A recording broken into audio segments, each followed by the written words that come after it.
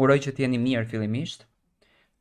Jam duke kontrolluar ca gjëra këtu te laptopi im I punës dhe po shoh diçka që mua më ra në sy që Big Brother VIP Kosova këtë vit po investon shumë në femra, do me thënë në paneliste femra, moderatoren femër, Jonida Vokshin, një moderator në këtë rast djalë Alaudin Hamiti, por tema më e përfolur e Big Brotherit ka qenë kush do t'jenë opinionistët të hënën, kush do t'ulet në karrigen e opinionistëve, do të thënë, na ndajnë dhe 2 ditë.